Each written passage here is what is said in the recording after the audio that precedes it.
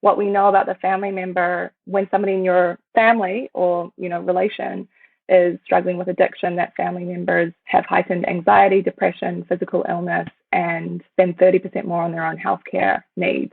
There's a true impact on the family unit as well. And there can be a lot of shame that we have when we think we're doing something wrong or we caused it or, all these things. We're ready for a new narrative around this. Hi, I'm Barb Nangle. I want to welcome you to my podcast, Fragmented to Whole, Life Lessons from 12-Step Recovery, where I help people heal their emotional, psychological, and spiritual wounds and make deep, lasting changes in their lives. I'm the founder and CEO of Higher Power Coaching and Consulting, LLC, where I coach people on how to develop healthy boundaries.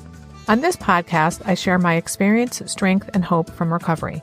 I don't support or endorse any particular 12-step recovery fellowship, and I don't claim to speak for any particular 12-step fellowship. I also don't believe that 12-step recovery is the only way to recover. You might need additional help. My hope is that you'll find my words concretely helpful in improving your life, whether you're in recovery or not. This is episode 140. It's a guest episode with Jane Macky, and she's going to talk about loving someone through addiction. Jane, welcome to Fragmented to Whole, Life Lessons from 12-Step Recovery. I'm so grateful to have you here today. Thank you, Bob, for having me. I'm glad to be here. Yeah, I so appreciate you. I just want to let folks know that I met Jane professionally through a project called Innovation to Impact at Yale, and it is a project that teaches entrepreneurial principles to substance use researchers because we're trying to help people who are either treating substance use problems or trying to prevent them. We're trying to help them to get their ventures to market much more quickly by teaching them entrepreneurial principles. And when I heard her story, I was like, oh my God, I have to have you as a guest on my podcast. And lucky for me and for you, she agreed because she has an amazing story to share with you. And it's about loving someone through addiction. So Jane, I'm going to let you take it away, and I might pipe in with a question here or there. And I probably will have questions at the end, but I'm going to let you go ahead and share your experience, strength, and hope on loving someone through addiction. Yeah, it takes me back. It's hard for me actually to remember years. I don't know if this happens to you or any other listeners, but when you're kind of caught up in loving someone through addiction, those periods of time can get a little chaotic and a little warbled in our minds, I think. I'm from New Zealand. I came over to study. I actually did undergrad at Yale and studied psychology. Graduating in 2009, I thought, I have to get a proper job. I can't continue just studying. I need, something that's going to pay my own bills. And so I was looking for any kind of job, advertising, which I thought kind of related to that sort of mindset of, what are people thinking and feeling and how do we connect with them as a brand. I found a really exciting startup in New York City that was actually Kiwi New Zealand founded as well.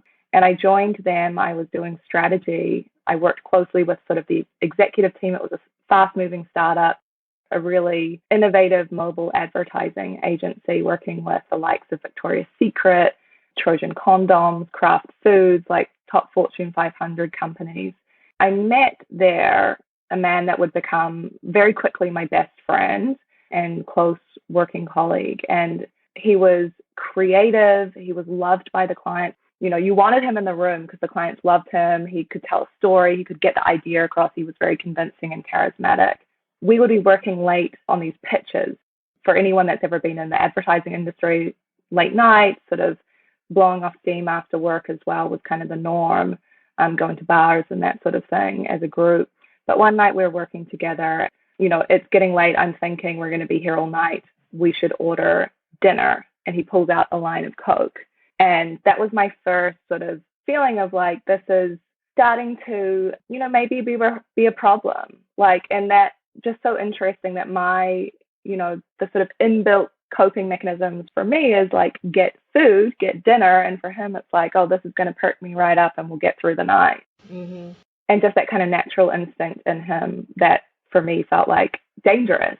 Over time, I watched him spiral. And for me, what really struck me and really I couldn't let go of was just this fact that like we knew he was struggling and we were out in the world, like his family was far away. They didn't know what was going on. And it just didn't seem like there was a language to connect with him about this. Like, I didn't know how to bring it up. Like, I didn't know, it was scary to share it with other people because maybe that would be dangerous for him. And it was the first moment for me of thinking, like, oh, addiction can happen to amazing people. I did not know that. It's not just someone who is morally corrupt or like a bad person. Right. And that was kind of the nugget that got me kind of hooked to like learn more. Yeah, there's a lot of stereotypes that are just bullshit about addiction. It's a disease. It's not a moral failing, but that's part of the shame of getting treatment is that people have this idea that it's a moral failing. And then when they learn more, they realize, oh, I have an illness. Gotcha. Yeah. And so it was just heartbreaking to me to see this person struggle. And I think, again, probably like a lot of listeners here and yourself, like you kind of have this instinct, you're like, this person needs love. They need connection. Like there's something missing that we as humans could provide if only we knew how, or if we could kind of not turn a blind eye and not just like let it kind of, let him get over it on his own. Over time, I really dove in. I thought there was something really missing to me in the fact that we were using digital really innovatively to connect these Fortune 500 brands to sell more cheese to, people. Why, when I went online, couldn't I find an answer of like what to do, best friend, cocaine addiction, like what do I say? Like, and it felt like rehabs were the only option. We couldn't even talk about it. That was not anywhere near where we were at that time. So yeah, I absorbed as much information as I could. I read books. I called a therapy on his behalf at one point. They said, we think you need help. And so I ended up in therapy. I found that quite offensive at the time, of course.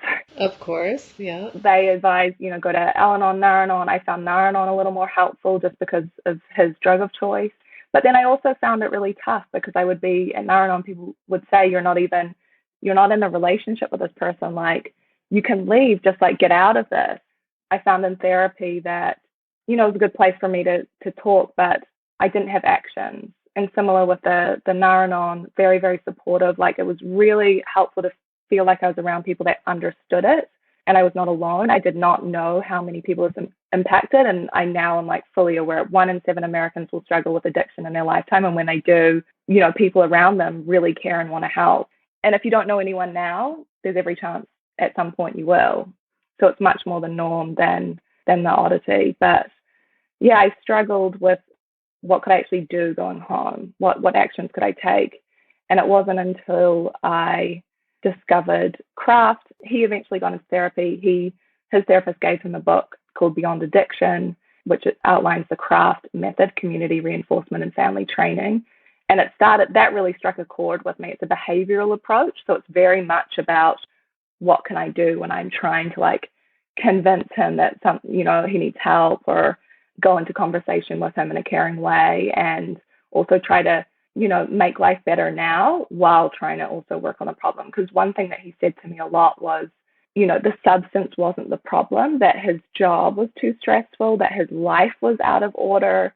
And I sort of would just say, well, let's get the substance use under control. If we got rid of that, everything would be more manageable. And what I learned was that it's all contributing, and that we could actually make steps on, and I could have listened better and been more curious as to his experience and got more insight into how I could have been helpful, or how we could, people around him could have been more helpful. As time went on, and maybe, not surprisingly, I did have really strong feelings for this man. He is now my husband. He did eventually, get into rehab, and he's been in recovery, though, his own kind of unique version of that. He still drinks and, stays away from like what for him was like the really problematic substance, which was cocaine.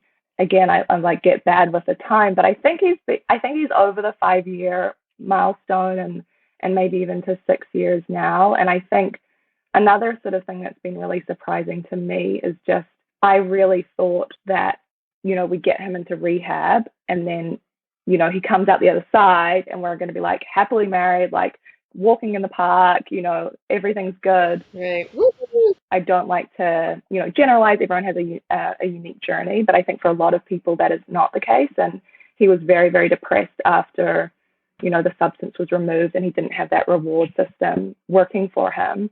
And it took a long time for him to get stable. And even what I like to share is that I saw so much improvement from year to year.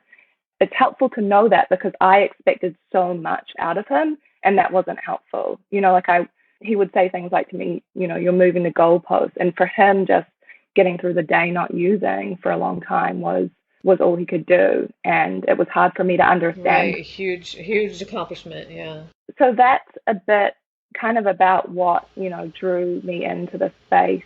And then I think, on the flip side, as you know, I've now sort of dedicated my life to this, trying to make a difference for people like myself going through this that similarly want those actions.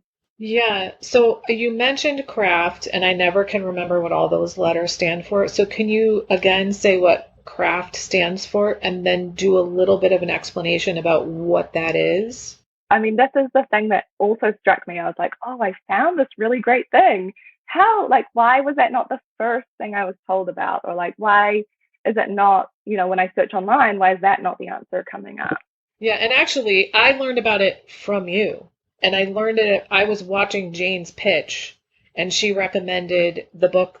Getting Your Loved Ones Sober Without Yelling and Fighting, I think is the tagline. It was amazing. And I was like, how the hell come I've never, even heard of this book before? I've been in recovery for years, and I'm in a people program, which is, helping people that have been influenced by those who are addicts their entire lives. And I've never heard of it, and nobody I know of has ever heard of it. So that was astonishing to me.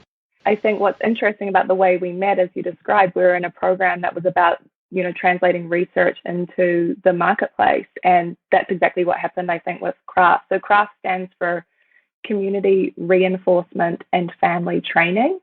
Community reinforcement approach is actually an evidence-based method that is oftentimes very effective with adolescents and adults who are recovering from a substance use disorder. It's a behavioral approach. What is really interesting, though, is that one of the early researchers, Dr. Robert Myers, who was working with the creator of CRA, discovered incredibly motivated. So this was a CRA, work where they're working with the person with a substance use disorder. They noticed that family members would come and they would be incredibly motivated to help, and that by starting to develop some curriculum and some training for them, some therapy for them, that they could really make a huge impact just by the nature of their having a relationship with this person, interacting with them a lot, and the way that their communication and behavior could influence a positive outcome. CRAFT has been studied at least, I think, over 10 randomized clinical trials. Now, more also other kinds of clinical trials as well. And it has consistent outcomes. So it's very effective. It's been measured specifically at simply by working with a family member, increasing the chances a lot of getting that loved one into treatment. So oftentimes when somebody is struggling with addiction, by its definition, it's continued use or continued behavior despite the harm of that behavior. So it's natural. It makes sense. Okay, you're continuing to use despite the harm. It's going to be hard to get that person into treatment. And we do see only about 10% of people with a substance use disorder get treatment that could really help them.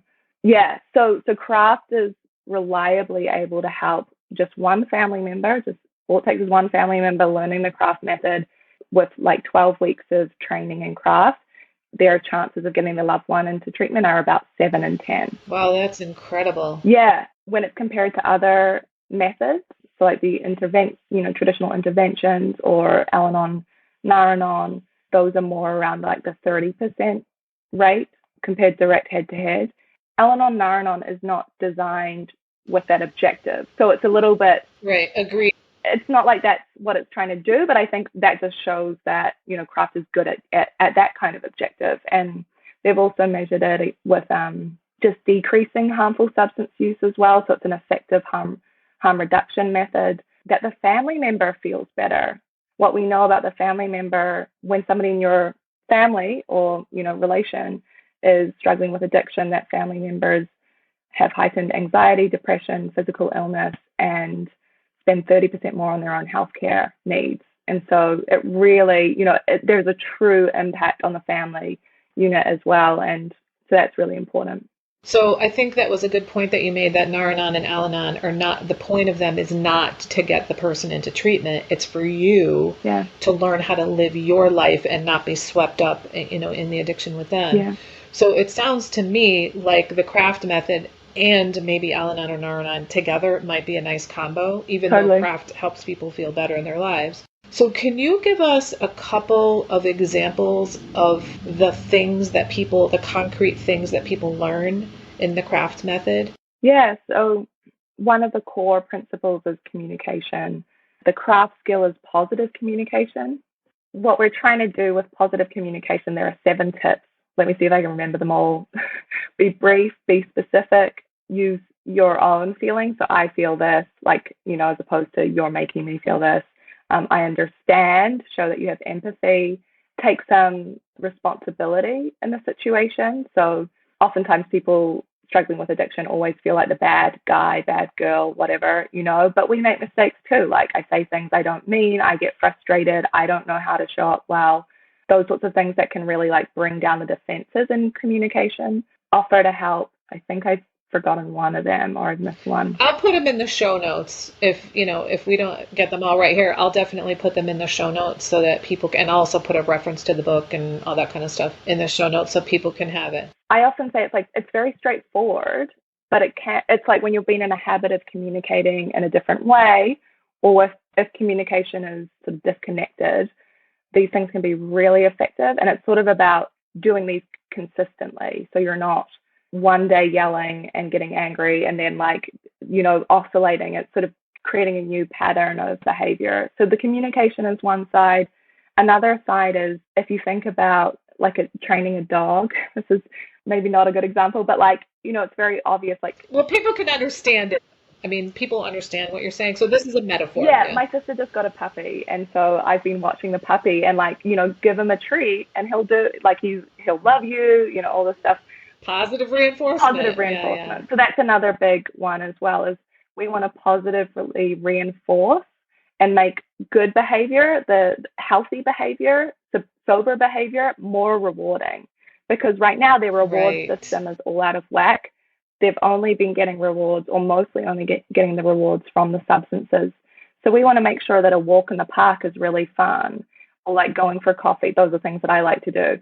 But also recognizing that a walk in the park, you might get cold or sweaty if it's too hot, or you might get tired. And so just understanding the reinforcements around behaviors and trying to figure out, and that's what we work with people to do, is to look at their unique sort of situation and relationship. What's going to be the behaviors that are reinforcing for their loved one? How do we maximize them? Or even just loved one takes the rubbish out. Hey, thanks for doing that. And some of the couples we work with, they're like, why do I need to thank them for taking the rubbish out? But what also gets sort of diminished in addiction is the self-efficacy, the belief that I can be an effective human being. And so we're really trying to build up all those positive behaviors. And then on the other side, we're thinking about how to make sure that we're not positively reinforcing you. So sometimes even getting in a fight could be reinforcing, because if they want, if somebody maybe subconsciously or unconsciously sort of wants attention, we could be rewarding substance use without knowing. And so those are the types of things that we want to look at with people. And it might just sound like, oh, that's sort of nice, and maybe I sort of do that. But the thing for me is I've seen it work in our family. I've seen it work for other people. I wouldn't be so passionate about it if I hadn't. It's like when you see something work and really change a family, that for me is a huge driving force. Right. And that's with me, with my own personal recovery as a lifelong self-help junkie, was in therapy for decades, did workshops and retreats and all that kind of stuff. Recovery literally felt like it was digging up the riverbed of my life and redirecting it. And I saw it work in my own life in this deep and profound way where nothing else did. Yeah. And I watch all these other people recover. And it's especially true for my people program, because it has to do with, growing up in a family where all these dysfunctional patterns were laid down in my life that I didn't know were dysfunctional. Yeah. and I didn't recognize them for what they were. And so things have really changed for me. And this is one reason why I do this podcast, because there's so much that I learned in recovery that people who are never going to find their way into recovery, and maybe they don't need to, could still use these lessons. So I hear you. Yeah. It's like you want to like shout from the mountaintop. So what I remember from your story was that you had been working in this startup world and you were like, okay, we're able to like get this technology to people like really quickly, like on the computer or on a phone. And yet we have this gigantic problem of addiction and addiction recovery and loving people through addiction. And we're not able to get that super important information to people. And so then that's how you came up with your venture. Am I remembering that correctly? Yeah, pretty much. It's like, why can we sell cheese through an app? Which is like, I love cheese actually. So I'm, it's like, like, give me more cheese, make it more accessible. Yes. I love it. Like, just like you said, you hadn't heard of craft. You're in the industry, you're in the recovery, world. And so for me, I could not believe that this stuff wasn't more accessible online. And when I learned craft, and like I said, it's straightforward. It's not rocket science, but it is behavior change. And so that does take time. It does take intention and sort of feedback and that sort of thing. In 2007, I was invited I had really sort of started dedicating my life to learning about addiction. I had been to, the UN General Assembly on drugs in 2016, and I'd started. That is some commitment. yeah, just so passionate about it. Just really struck this like itch that I was like, there's something here that the world is missing, and I want to be part of changing that. And so I was invited to a venture capital in Manhattan as an expert to like sit around a round table and sort of brainstorm about addiction with potential founders of a new addiction venture. And sitting there, I said, well, I've been waiting for an opportunity to do something. And I think with my husband, that we'd question, like, would we work together on it since we worked well together? He at that time didn't want to make his life about the subject matter. He wanted to do other things. It was during that process, and it was with Human Ventures, that I got the opportunity to start going into a company building, sort of a couple sprints, and went through that with them. And it really helped me solidify that was where I wanted to spend, my career and my efforts and dedicate myself. We went through various iterations. I will say, like, where we are now is not all that different to like where we started off, which was, we wanted to look at the family piece. We wanted to fill a gap there. We just didn't know exactly how we would do it. And we did sort of think that craft would be a part of it. But it was through sort of really testing in the market, working with people, that I think also I built that confidence. Like I said, I started working with people online doing craft in various different kinds of ways, like leveraging digital, and sort of like MVP type of products. MVP being minimum viable product for those people not in the world of entrepreneurship and startups. Not most valuable player. That's what most people think that means. Just like little, like the sort of scrappiest sort of digital way we could put things together. And my first client actually was able to get, she literally came to me and said that she was imagining the apartment she would buy sort of down the street when she left her husband. She just had tried everything, didn't know what to do, couldn't get through to him, absolutely adored this person and didn't want to leave, but just like couldn't figure out how to get through this alcoholism. But she'd resigned herself to the fact that she was leaving. Like she realized, like, that she felt like it was her only option. She was seeking help. So she'd come to us. She started joining some of our groups. At that time, we were doing some online groups. And then in our real sort of minimal version of the product we have now, I took her through, coaching her through the craft curriculum, like in sort of our translation of it online. And she was eventually able to get her husband into a rehab. He's been sober ever since. I think he just had his like 2-year sober sort of anniversary, and she's now a trained coach for us and working for us. Nice. Awesome. But yeah, that was the first sort of working with someone and sort of knowing, okay, this isn't just me, this can work for other people. And there's a group of people out there like myself and like Angie that really want this and need this. And for us, we got a call from NIDA, National Institute of Drug Abuse, who were just looking for people that were working in a space that they could support that would fit within their goals and their sort of vision and mission of their funding objectives. And so we entered their small business innovation research sort of grant system and got our phase 1, which allowed us to start doing a clinical pilot trial, which we did end of 2019 and beginning of 2020. So we actually took that minimal product we had, we turned it into a customer facing, like consumable, like purchasable product. And it's V1 to the world, ran a pilot clinical trial, and got the same results that craft gets in comparison to other methods. So we were comparing it to an online community that we have. So like it's a support community, but it doesn't offer that skills training. And we were able to get 77% of the families got their loved one into a new treatment. Goodness. And the families that had a loved one already in treatment at the start of working through our program had 100% retention in the treatment that they're in. Oh my goodness, that's astonishing. Wow. Tell us more. Yeah, and I mean it's really exciting because we have had the privilege of working with the creator of Craft, so Dr. Myers, who I mentioned before.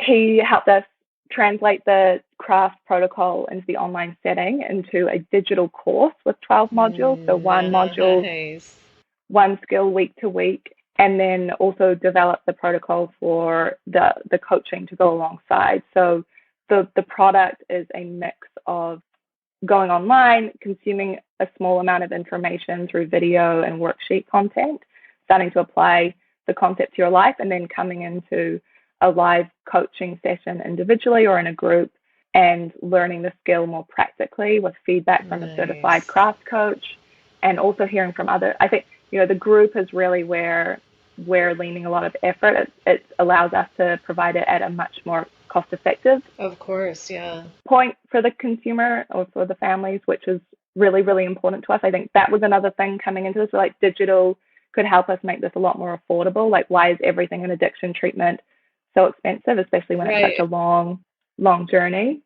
Yeah, and the group setting, you also get that mutual support, which is one of the things that I found in recovery that's been just enormously helpful, to have people that know precisely what you're going through. Yeah, is just, I mean, it's invaluable. It's interesting because in our phase 1 pilot, we trialed the group version, so group plus the course content or individual plus the course content, and we found it was very small, so significance in terms of the statistical, like research significance, but there was a slightly higher, better result in the group. And so in our phase 2, which we're now entering into at the moment, which will be a larger scale trial, we'll go from 45 participants to 212. We're actually just leaning into the group because we did find it to be so effective. We really believe in the model. Like you said, it adds something really special. And again, we love that price point for people, so it doesn't have to be such a burden. Wonderful. So you haven't mentioned what the name of your venture is. Yeah, so we're called We the Village, an intentional name because our belief really is that if we could all, come around addiction, it would be very hard for it to persist. These people oftentimes, it's like they're walking out in the world with like an umbrella over them, and like we just kind of like let them walk by, or we don't know what to do with them. And yeah, my ultimate vision is that if we can all, like as a society, like all learn to talk about this and sort of address it lovingly, that we'll be able to get on top of it a lot easier, sort of reduce the harm for a lot of people and a lot of families. So it's We the Village. So of course we will put a link to that in the show notes. And now that you've named it, is there more that you want to say about We the Village? And that, because my guess is people are going to be like, let me just click on the link right now so I can learn more about it. So maybe just briefly, like what are their options? What do they experience? What can they choose from? Yeah, so we do have a free online community. It's a question and answer style community. The goal is really that people are sharing their experiences in a sort of productive way. So it's, this is going on. Is this going on for anyone else? Like, what have other people done that have worked? Okay. Totally free. Anyone can join. open 24/7. Awesome. Love it. And then on the craft side, we have our online course. We offer 3 tiers to access that. So there's a 12-week online course, without coaching, if you just want to get a taste for the curriculum and start to get some more understanding. Then we have the group course, which is our sort of middle tier option. That's $129 a month for 3 months. And then we have our higher level tier, which is the private coaching. So that's for someone that really just wants the individual attention. And that goes alongside, again, the course. So we're always working within the course framework. Gotcha. Our goal is that people get these skills. Once you've got the skills, we can continue to work together. We have another group that graduates of the skills course can go into that's a little bit more free form, less rigid in terms of the topic each week. But because we've seen these skills work for people, we're really, really passionate about making sure they get them. We sort of see it as like the toolkit to walking alongside a loved one's recovery, and they can be applicable sort of wherever you are in that journey. So we're really passionate about getting that out there. The other thing is we do have this clinical pilot going live Q2 of next year. So around April, we'll begin sort of allowing people to check out if they're eligible in February, March of 2022. For people who are eligible, it will be free for them if they want to join this pilot. There are sort of eligibility criteria that people have to meet to participate in that, but it's a great option for someone that does meet those eligibility criteria. Do you know what those are right now, or are you still deciding? So the funding from the National Institute of Drug Abuse is opiate focused. So it is people that loved one have an opiate addiction issue, and then there are some other things like you have to be able to access a computer because we have the online content and some other things like that. Yeah. Okay. Yeah. All right. Yeah, but particularly good for someone who is loving someone with an opiate use disorder problem, who does have some face time with them. The craft method is really designed for people that do have like a relationship and are able to interact with their loved ones. So not somebody that you're estranged from. Yeah, and we have had people that, even might be living in the same house, but they're not speaking currently, and they can still do work because they're, they do see each other and that sort of thing. But if any of that sounds like somebody out there, then I would recommend just going through the eligibility criteria or the screening with us, and we'll have a study phone number as well, so you can call in and ask questions. So I'm assuming they're going to go to wethevillage.org, and they'll be able to see right there where they can sign up or to check out the eligibility criteria? Yeah, wethevillage.co. .co, okay. We'll have a link there. Yeah. We'll have information on our website. Should be starting to communicate about that more openly sort of February 2022, so a little way away. Wonderful. Yeah. Yeah, you'll have to be sure to share that with me so that I can share it with my community too. And this is perfect because, we always record early, but this episode is due to come out on December 27th of 2021. So this is perfect timing. So the people who are listening right on time, hopefully will be able to participate or at least check it out and see if they're eligible. So yeah, and actually I can give you my email, and for anyone that wants to just put their name on a wait list, sure. So I can reach out to them. I can do that as well because people want to be reminded later. Yeah, absolutely. I will put your email address in the show notes. Wonderful. I feel like you have answered the questions that I have. Was there anything else that you feel like people might want to know, or typical questions that you get from people that you haven't had an opportunity to share about yet? Yeah, it's really nice to be here with you. I think I was so grateful to be in the Innovation to Impact cohort with you and to have such a shared passion and dedication that we both have in this space. Yeah, and I was really pleased when I was reading the applications and that you got accepted in there, because so many other people are actually just working directly with the addicts, which is of course important, but there's so many more people affected by addiction that aren't the addict. And so it's about time we pay attention to them. And I just loved everything that I heard. And I was like, we have to talk about this and we have to spread the word about this. So I will be sure to put all this information that we've talked about in the show notes.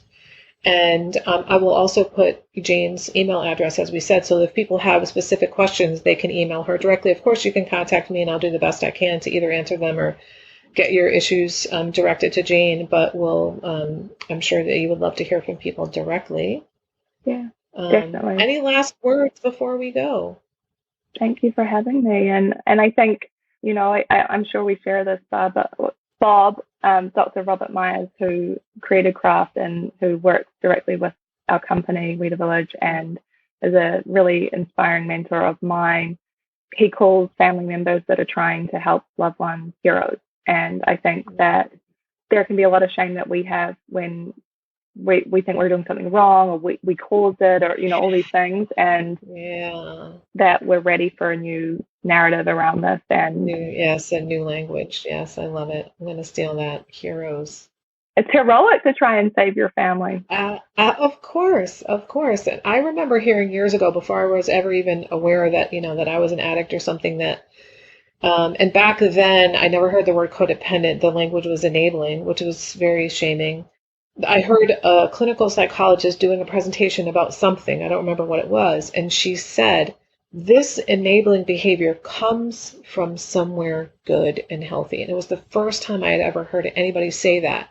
And this was probably 15 years ago. And I still remember it because it was so unusual to anything that I'd ever heard. And it really stuck with me. And I always meant to go back to her and say, what did you mean? Yeah. And I feel like you're kind of finally fleshing that out for me here, and that we need to be taught how to do this, this positive interaction. And, when you were talking about like the method of communication, I think about like what I teach people about is how to have healthy boundaries. Mm-hmm. And one of the things that I teach them about communicating boundaries is we want to tell people what we want. We want to focus on what we want, not what we don't want. I think that's the one that I forgot. We call that positive framing, like a positive action versus a negative, like don't do that, versus this is what I'd like to see. It's a lot easier for people to follow through. Right, yeah. Or I love it when you blah, blah, blah, Yeah. I love that. I love it. I could talk forever on this topic. So yeah, if people want to have her come back, send me a DM either on Instagram or Facebook and let me know, and we'll invite her back. And also, if you have questions for her, you can send them to me, or you can send them to her through her email address, which we'll put in the show notes. But I think if that's it for you, then we will sign off for today. Thank you again so much, not just for being her, but for doing the work and for being so committed to not just your husband's recovery, but for all the loved ones of the people who are addicts out there, and helping us learn, how to manage our relationships in such a way that it's more likely to lead our loved one into recovery. I appreciate that.